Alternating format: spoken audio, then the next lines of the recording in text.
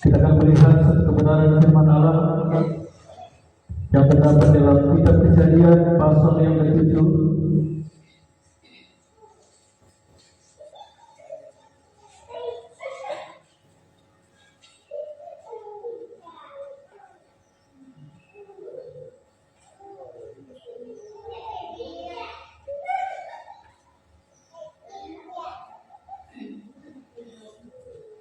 Sekali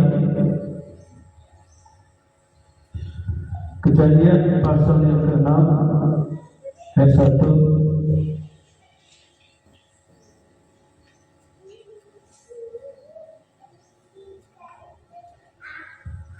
Kejadian pasal 6 ayat 1 sampai ayat yang ke-9.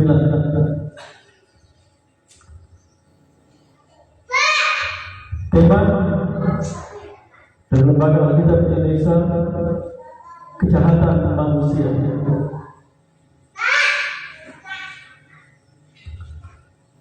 Kalau terdapat, sedang kita bangkit berdiri, kita akan baca ayat ini secara bergantian.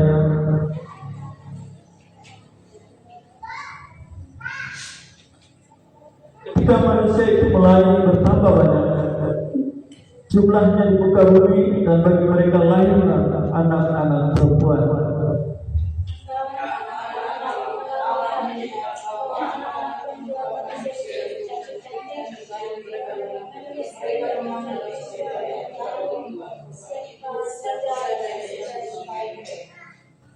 Berfirmanlah Tuhan, Rohku tidak akan selama-lamanya tinggal di dalam manusia, karena manusia itu adalah daging, tetapi umurnya akan 120 tahun saja.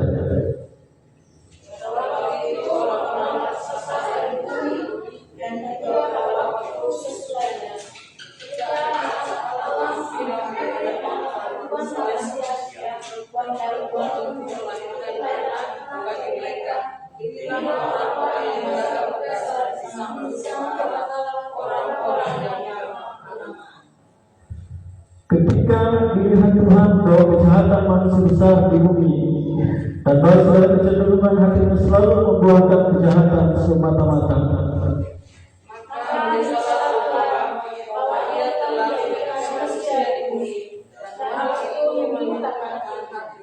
berfirmanlah Tuhan, Aku akan menghapus manusia yang telah diciptakan itu dari muka bumi, baik manusia maupun hewan dan binatang-binatang melata dan burung-burung di udara, sebab aku menyesal bahwa aku telah menjadikan mereka.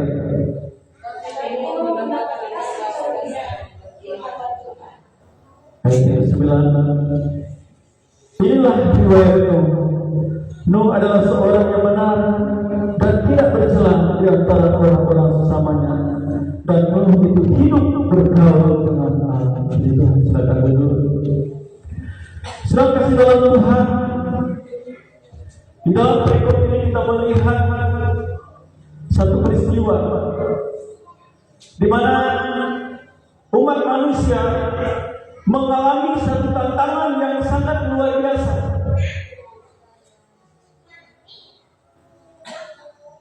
Dan tantangan ini dialami oleh Nuh.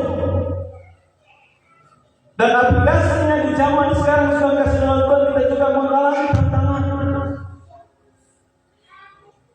Dan kita akan diberikan pilihan, apakah kita melawan tantangan itu, atau kita terbawa arus dengan tantangan hidup di dalam dunia ini.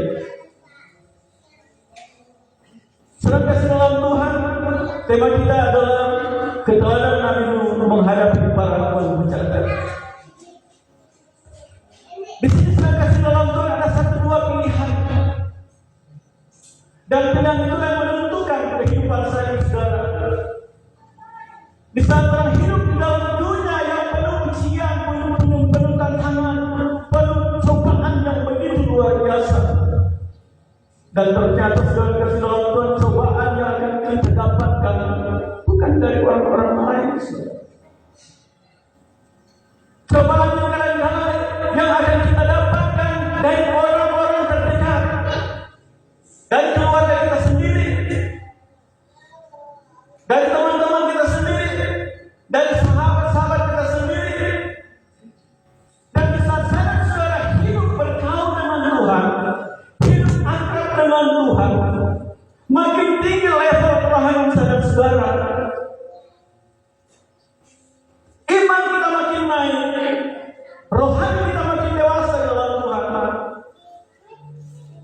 Ada yang akan memuji saya saudara.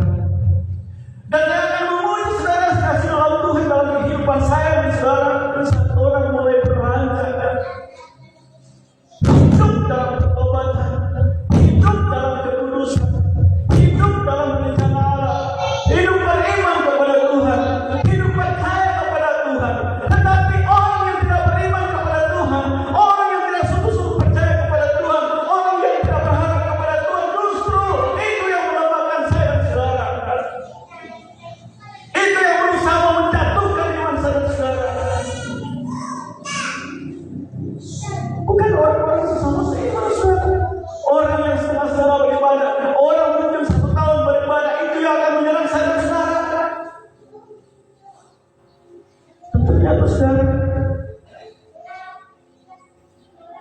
ini adalah merupakan satu rencana. Rencana dari kuasa Tuhan, kuasa Tuhan yang mau melemahkan iman saya dan saudara. Supaya tidak ada yang masuk ke dalam kerajaan surga. Dia berusaha untuk menyerang orang yang setia beribadah kepada Tuhan, yang berusaha melemahkan iman saya dan saudara. Jadi orang-orang yang terdekat, orang yang tak sungguh-sungguh dalam Tuhan, yang kadang-kadang mau menyerang kehidupan saya dan saudara. Ini terjadi saudara dalam kitab dalam perikop ini. Nuh adalah seorang yang benar. Nuh adalah seorang yang bergaul dengan Tuhan. Dia hidup di tengah-tengah orang-orang yang penyemak, orang-orang yang hidup di dalam dosa, orang-orang yang tidak takut akan Tuhan. Saya sudah kasih dalam Tuhan yang mencemooh Nabi Nuh adalah orang-orang terdekat dia saudara.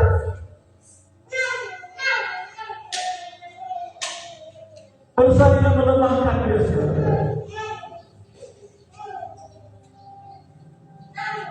Di saat saudara saya hidup sungguh-sungguh dalam Tuhan, saat saya dan saudara hidup berdoa dengan Tuhan, terkadang ujian itu datang dalam kehidupan saya dan saudara.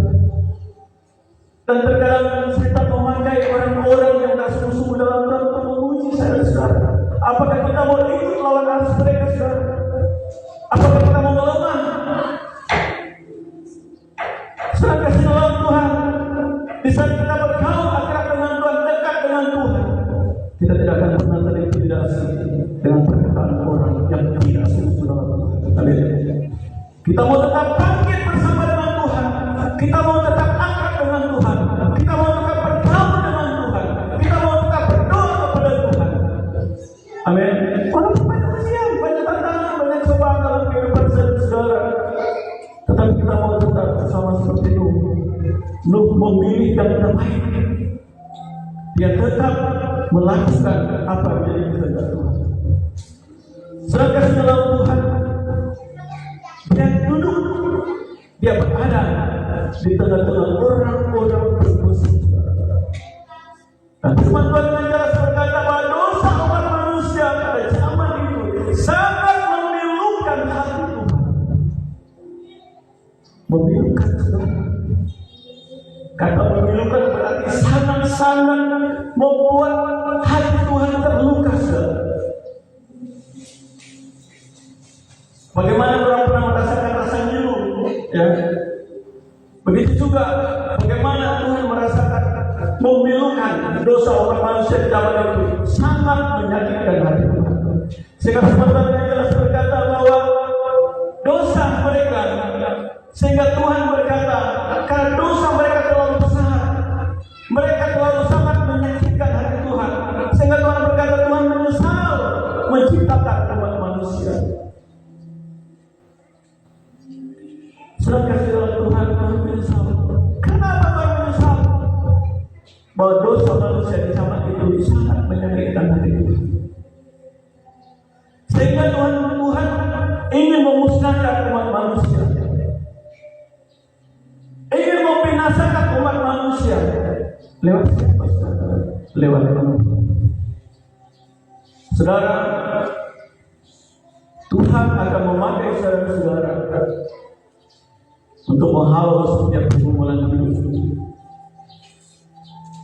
Karena kita menyadari bahwa kita akan dipakai oleh Tuhan sebagai alatnya. kita jangan terinspirasi dengan perkataan orang.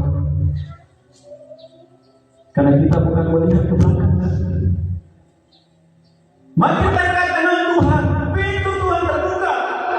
Mari kita melihat ke belakang, pintu Tuhan tertutup, saudara.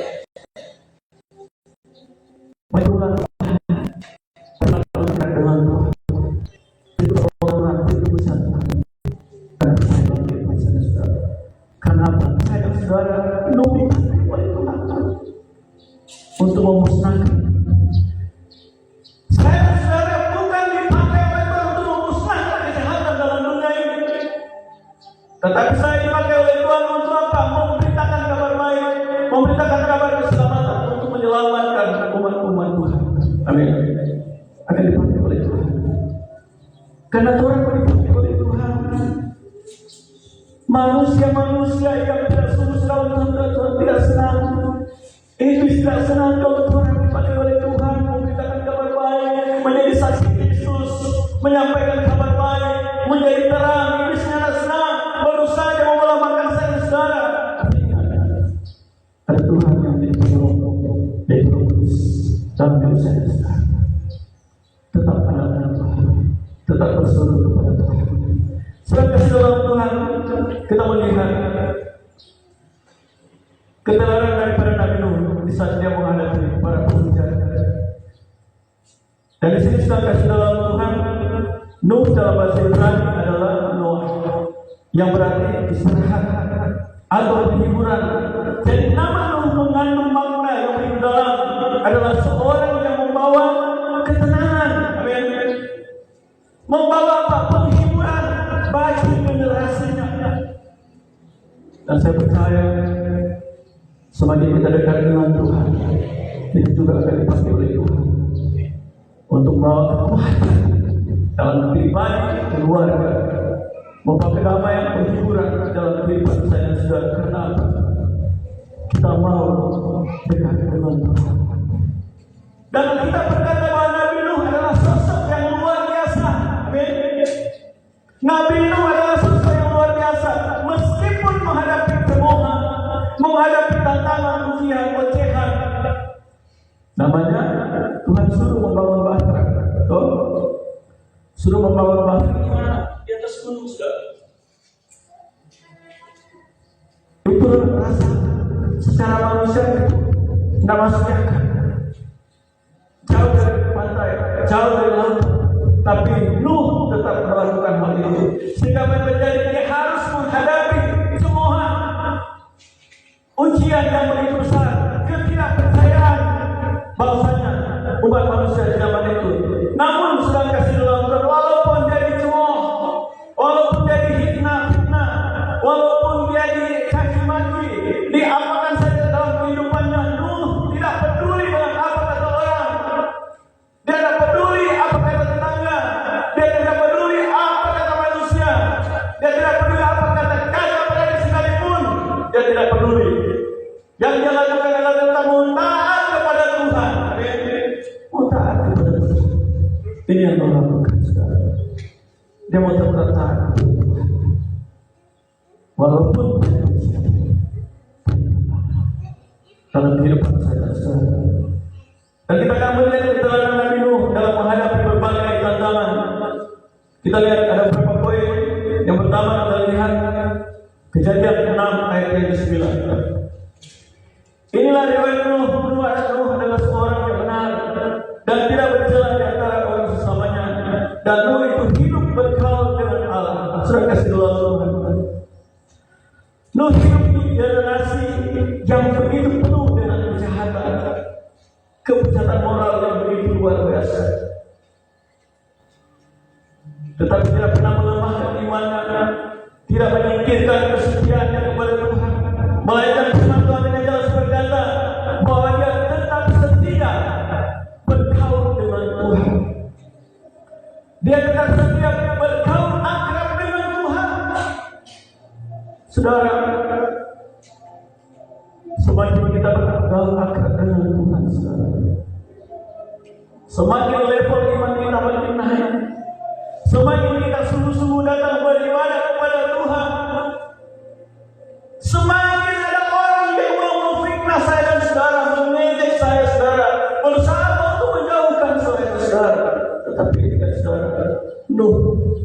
tetap setia, dia tetap dekat, taat, membangun keakraban dengan Tuhan. Dan dia tetap memilih apa?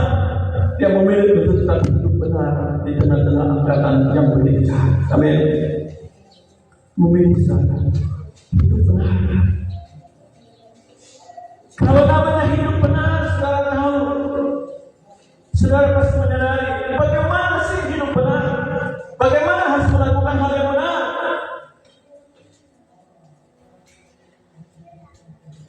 Dan firman Tuhan katakan bahwa sedikit pun Nabi Nuh tidak terpengaruh. Dia tetap menerobos. Kenapa dia bisa menerobos? Waktu dia bergaul akrab dengan Tuhan, ada kuasa Tuhan mengalir dalam hidupnya. Ada Roh Kudus yang mengalir dalam hidupnya. Ada kuasa yang mengalir dalam kehidupannya. Tidak pun terjadi. Dia menjadi kuat dan tetap berusaha hidup benar. Amin.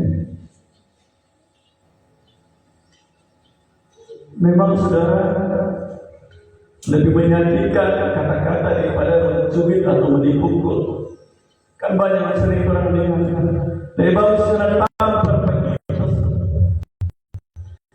Lebih bagus dengan pagi pergi. Tapi dengan pemuluh langsung menyakitkan pergi. Nah, kita itu saudara coba cerita, dia bawa DP, karena DP istri ini bukan di sini nih, DP istri itu bercerai, ya. Karena bercerai sudah DP istri, banyak permintaan, kalau DP suami nama ini, istriku, kita mau belikan kalung, oh iya. Sementara itu dalam perjalanan dia sendiri. Habis itu orang lewat di sumur. Pas lewat di sumur, karena sukacitanya nih ibu ini, jadi apa yang suami yang bersumur dia mengeluarkan. Pas lewat di sumur sudah kasih dalam Tuhan. Kok tiba-tiba ini dia suami nama ini, karena sudah perkara sudah sukacita. Dia suami nama ini, coba bawa di sumur. Dia bawa di sumur bayi ini, kau dia ke suami tolak. Waduh, kau masuk dia ke istri masuk dalam sumur. Pas dia masuk dalam sumur jatuh istri. Kau dia mulai bapak toreba di dalam sumur. Mulai bapak toreba. Akhirnya apa yang terjadi? Tiba-tiba ini jin besar keluar dari sumur. Jin besar keluar dari sumur. Kau di bapak ada dia. Di bapak bilang begini, hei, siapa jin yang keluar di dalam sumur? Aduh, kita sudah 100 tahun ada betapa di dalam sumur. Ini ibu ini pecah lewat. Pemata dia di dalam sumur. Akhirnya kita keluar. Karena dia sudah mampu. Akhirnya dia keluar karena dia sudah mampu. Karena begitu cerewetnya katanya. Jadi ilustrasinya apa? Dalam kehidupan kita, pada dalam satu keluarga, supaya bertahan, dan sama-sama hidup di dalam pengendalian diri, hidup dalam kesabaran. Sebagaimana Nuh, dia tetap berusaha hidup dalam kesabaran, walaupun ribut suasana mencekam, suasana yang menjatuhkan imannya, suasana yang menyedutkan hidupnya, suasana yang begitu ujian yang begitu luar biasa yang dihadapi oleh Nuh. Namanya saudara, Tuhan bilang hanya 7 keluarga, hanya 7 orang yang diselamatkan. Yang lain ada di mana? Berarti yang lain itu total sama membenci keluarga Nuh. Tetapi Nuh tetap hidup benar. Nanti saudara lihat bagaimana kisahnya. Apa yang terjadi dalam keluarga Nuh dan apa yang terjadi pada orang-orang yang mencoba dia. Sudah kasih dalam Tuhan. Jadi Nuh tetap berusaha hidup benar. Dan kita lihat yang kedua, Kejadian 6 ayat yang 22. Lalu Nuh melakukan semua yang tepat seperti yang diperintahkan Allah kepadanya. Demikian dilakukannya.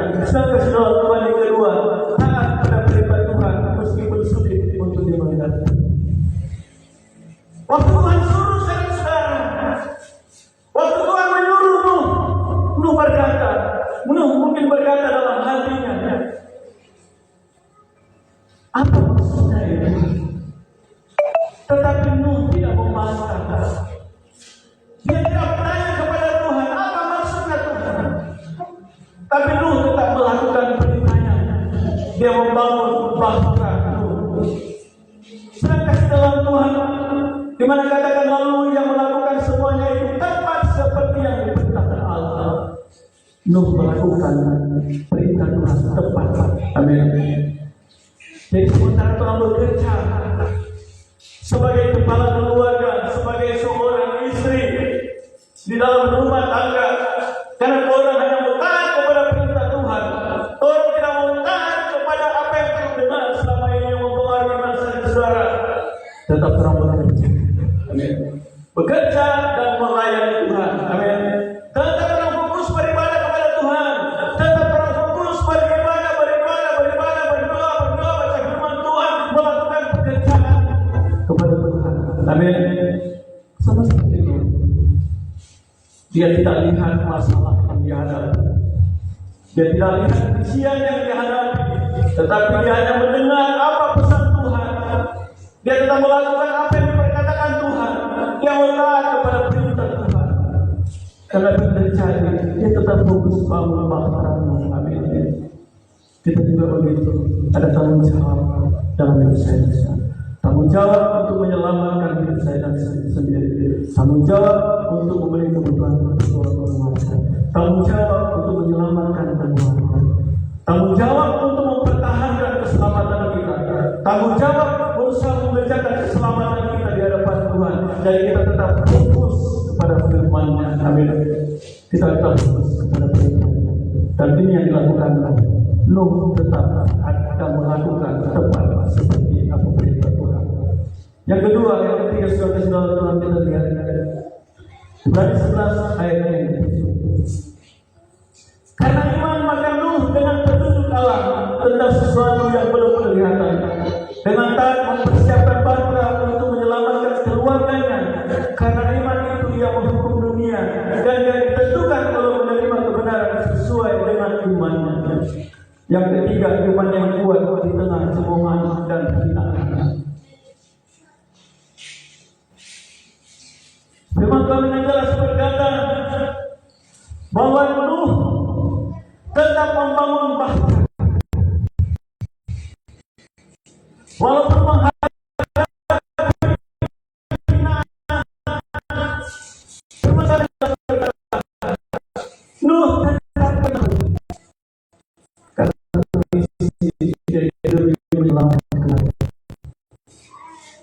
dengan sedih menyelamatkan saudaranya. Dan Tuhan katakan hanya iman dan ketaatan daripada Nuh. Tuhan memakai Nuh untuk membinasakan umat manusia di zaman itu. Jadi iman Nuh yang begitu kuat dalam dia membangun bahtera. Dia tetap percaya pada Tuhan dan dia mengabaikan setiap hinaan. Dan Nuh tetap melakukan kehendak Tuhan. Nuh tetap setia kepada Tuhan. Kenapa? Dia memiliki satu visi untuk menyelamatkan umat manusia. Jadi sekarang kasih dalam Tuhan, kita lihat poin yang keempat, 2 Petrus 2 ayat yang ke-5. Kalau ada yang dapat, kita bacakan 2 Petrus 2 ayat yang ke-5. Boleh baca?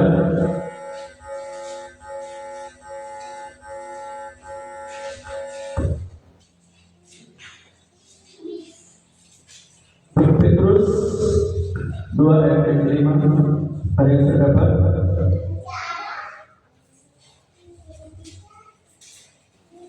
Ya, boleh baca?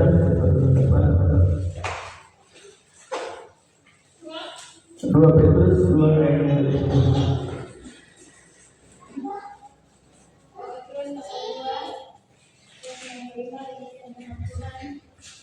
Dan jikalau Allah tidak menyayangkan dunia purba seperti anak yang makannya, memberi kita kebenaran itu dengan 7 orang lain. Ketika dia mendatangkan harta saat dunia, orang-orang. Yang keempat, berani menyuarakan kebenaran di tengah dunia yang menolak Tuhan. Amin. Firman Tuhan dengan jelas berkata, walaupun Nuh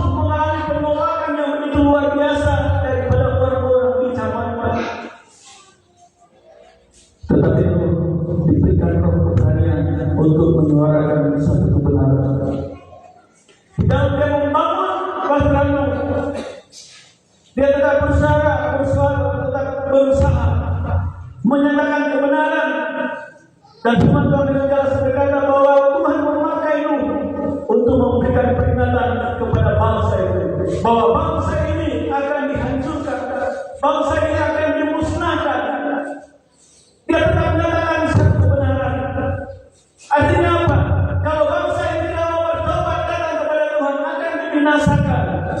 Tetapi apa yang terjadi? Mereka tidak mendengarkan apa kata Nuh. Mereka tetap mengolok-olok dia. Mereka tetap mengata-ngatai dia. Dia tetap menghina dia. Tetapi Nuh tetap walaupun tidak diterima. Ini bukan satu hal yang sangat luar biasa. Di mana dia lagi mengatakan kita tidak takut menyampaikan kebenaran. Bahkan ketika kita menghadapi perlawanan dan perlawanan yang sedang kasih dalam Tuhan, yang tidak orang-orang yang terdekat. Tapi firman Tuhan dengan jelas berkata, kita tak mau tetap tampil menyuarakan kebenaran. Waktu saya sedang menyuarakan kebenaran, firman Tuhan bilang, waktu Tuhan Yesus tampil menyuarakan kebenaran, waktu Tuhan tampil menyuarakan kebenaran, dia harus dihina, dia harus dibenci. Namanya pemerintah ini, pemerintah kabar baik, artinya apa? Memperantas hal yang tidak benar. Otomatis tidak semua yang bisa menerima perkataan saya, saudara. Kenapa? Karena level kita dengan level keramat kita makin kuat, makin dewasa dalam Tuhan, kita makin akrab dengan Tuhan. Satu kerinduan yang sangat luar biasa untuk menyelamatkan keluarga kita. Tetapi kalau orang Tuhan menyelamatkan keluarga kita, menyampaikan kebenaran, terkadang kebenaran itu akan ditolak. Tapi itu adalah firman Tuhan dalam kitab Wahyu. Manusia akan ditentukan diselamatkan, akan ditentukan untuk tidak diselamatkan. Sekarang penentuan itu belum terjadi. Apa sikap kita orang percaya? Apakah kita merasa,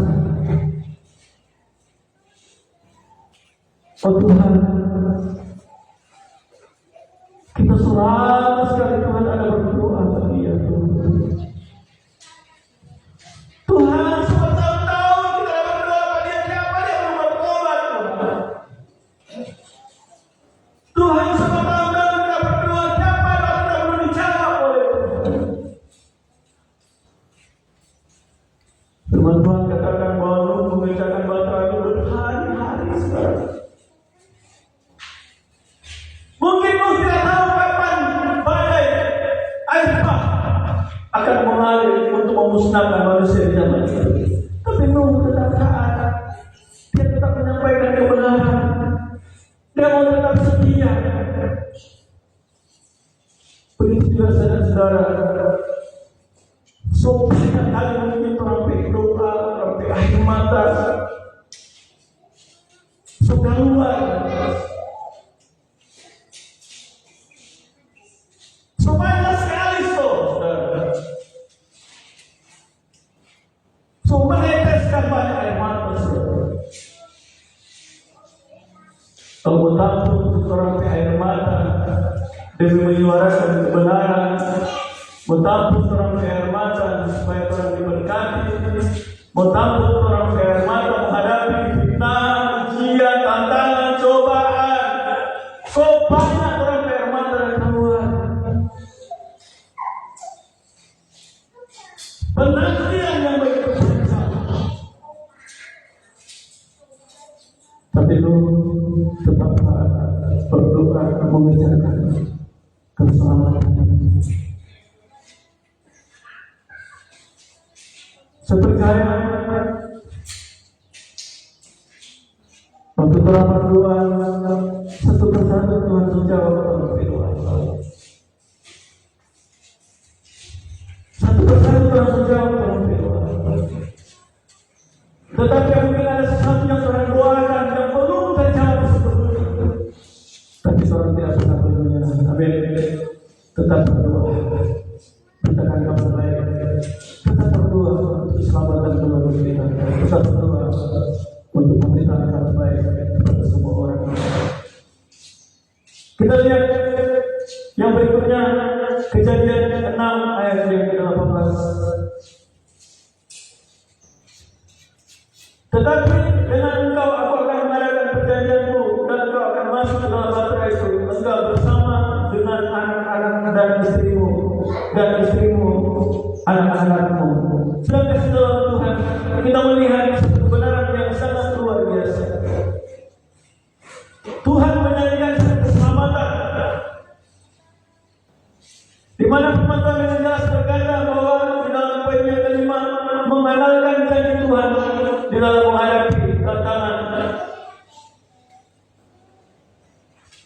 Dia tetap menjaga keselamatan. Dia tetap hidup dalam janji Tuhan. Amin. Kita percaya walaupun perjalanan ini kita di panjang usia banyak tantangan, tetap teringat akan janji Tuhan. Karena janji Tuhan adalah merupakan satu power, satu kekuatan. Amin. Janji Tuhan ada satu kekuatan. Misalnya Ibu Penatua ya, Ibu Rosa pergi ke Manado, kau anak bilang pergi, Mak, jangan lupa nih, Bapak akan tukis. Kau dia pernah bilang, oh iya, nanti mama dia akan tukis. Anak di rumah sedang kasih dalam terus sedang menantikan, berarti ada satu power, ada satu kekuatan untuk menantikan apa yang dinantikan oleh mamanya. Amin. Bapak Natal terus sendiri memohon itu juga misalnya pas ke Manado, tiba-tiba dia kata Pak, Bapak akan bisa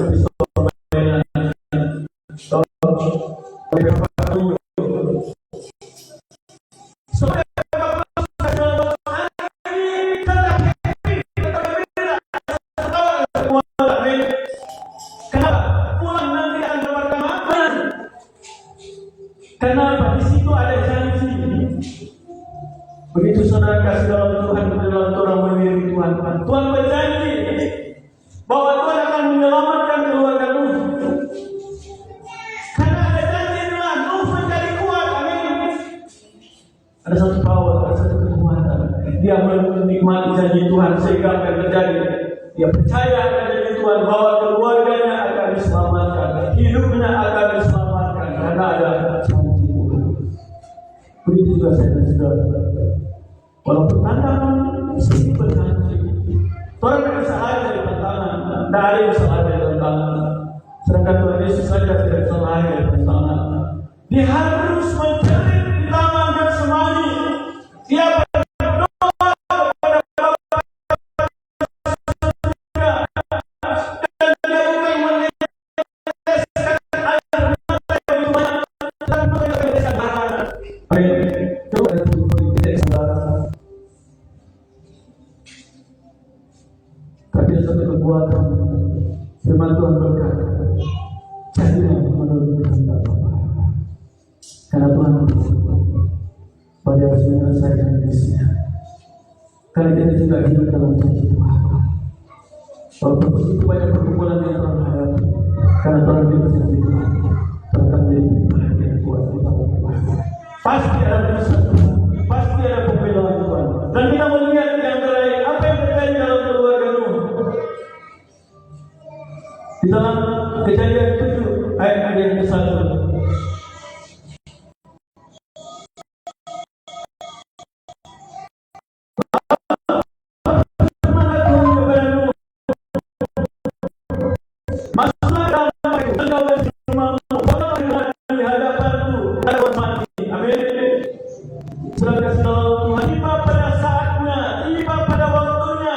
Semua yang dilakukan oleh Nuh, semua yang dikerjakan oleh Nuh menghasilkan hal yang luar biasa.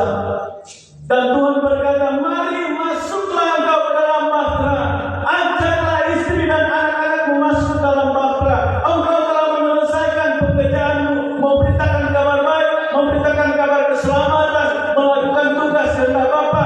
Taat kepada firman, mari masuklah engkau bersama-sama dengan Tuhan. Seterina 10 wanita yang tidak terima, wanita yang bijaksana dengan 5 wanita yang bodoh. Mereka hidup terlena dengan dunia, tapi dia lupa mempersiapkan keselamatan.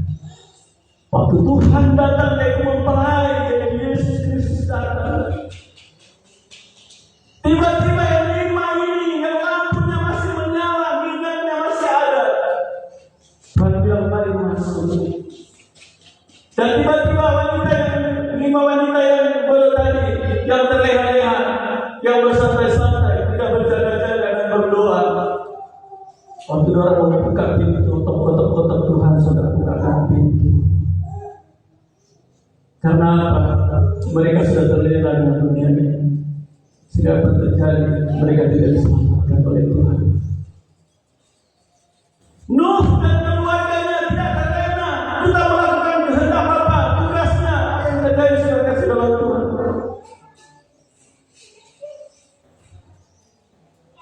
Tuhan panggil Nuh dan keluarga baik masuk dalam batu. Dari saat masuk dalam batu, apa yang terjadi? Dengan perantara Roh Kudus Allah, Tuhan mengunci bahtera hidup. Dan apa yang terjadi? Tiba-tiba Tuhan kirim bencana. Firman Tuhan jelas berkata bahwa permukaan bumi mengeluarkan air, saudara. Mengeluarkan air sudah kasih dalam Tuhan sama dengan Tuhan juga mandi di kelewaan. Kalau di kelewaan keluar air sedikit-sedikit terus.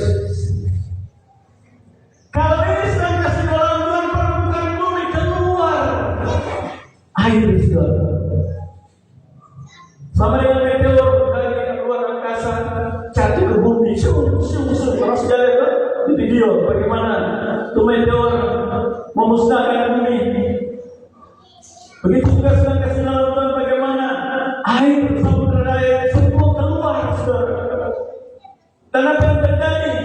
Waktu air keluar, orang-orang yang tadi santai-santai hidup dalam dosa, terlena dalam dosa, terlena hidup dalam mencongok, terlena berfoya-foya, terlena hidup dalam dosa.